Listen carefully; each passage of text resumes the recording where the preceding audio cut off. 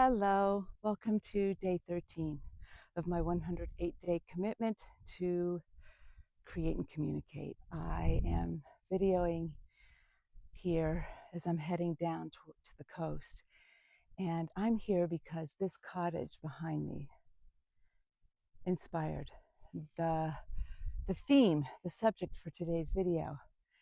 Its name is Faraway Cottage, and every time I pass it, it like sparks an urge, a desire to write a story. Once upon a time, long, long ago, at a cottage far, far away, dot, dot, dot. And it sparked my curiosity about, so why do we create what we create? How do we receive the inspiration, the impulse? What creative spark is actually loud enough, strong enough, powerful enough to actually call us into action and to move into the process of creation? I just think it's so interesting because I think we all have similar ways we are inspired and moved into action, but I think we also each have our own unique uh, receptors, if you will. And so I'm just so curious, like, what is your creative inspiration? What inspired you, sparked you, moved you into creating what you're creating right now? Was it a intuitive knowing? Was it an image? Was it somebody outside of you asking you to do something? Is it a story that's just lived within you and you're like, now's the time? Like, it's such a whole thing, because this creative spark, our inspiration, literally moves us out of the ordinary and into the extraordinary process of creating. So I am so grateful to Faraway Cottage.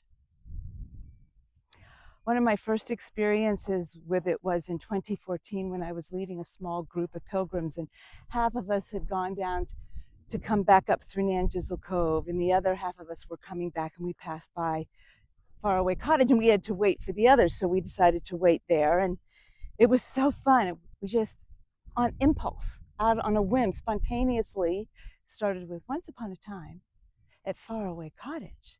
And we popcorned. So one of us would say a sentence, and we'd like start to tell the story, and then that person would stop, and then the next person would respond and say the next line. And we never knew. We just didn't know where the story was going to go, because we didn't know how we were each going to respond to what the person had said before us.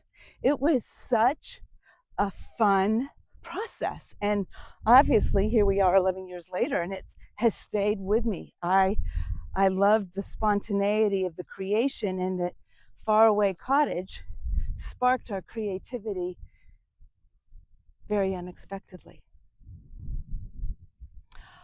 As I was thinking about this, so in the morning I will often wake up and ask, where am I going to walk today?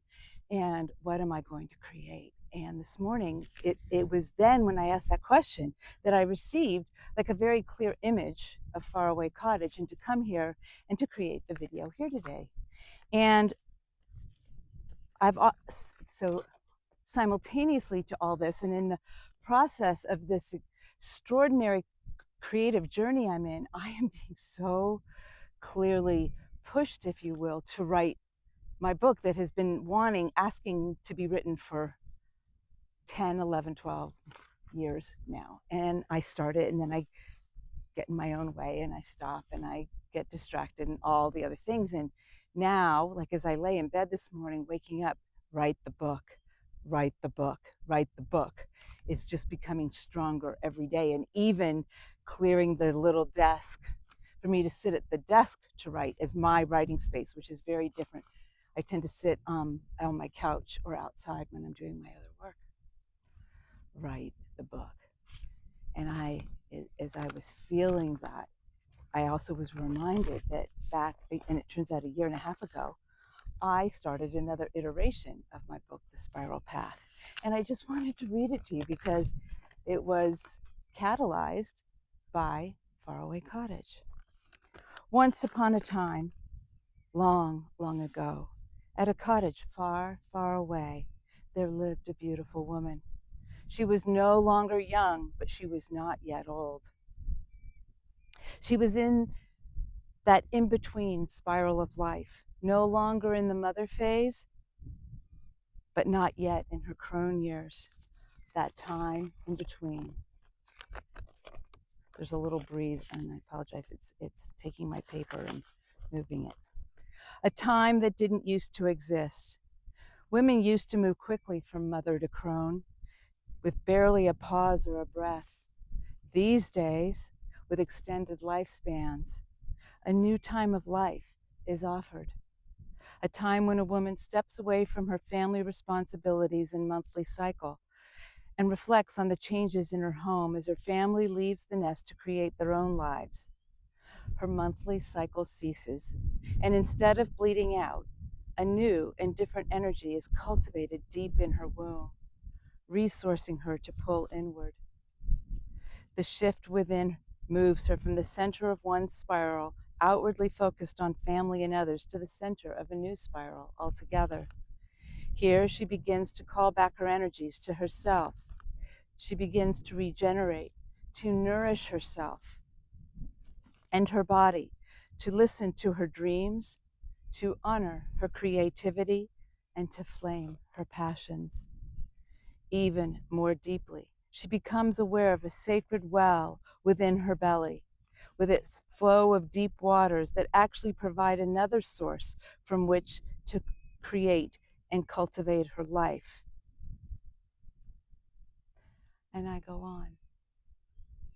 And I've returned to this now, and I'm committing here to write my book. I don't know how. I certainly don't know when, in terms of in the dailiness of my life that's already so full. And I am asking for and trusting that I will be shown the how, the way. So, what sparks your creativity? When do you honor that and follow it? And when do you put it in a list for some time later? What have you tended to, and what perhaps did you forget or lose? Lots of questions around this spark of creativity and what moves us into this courageous path. Until tomorrow.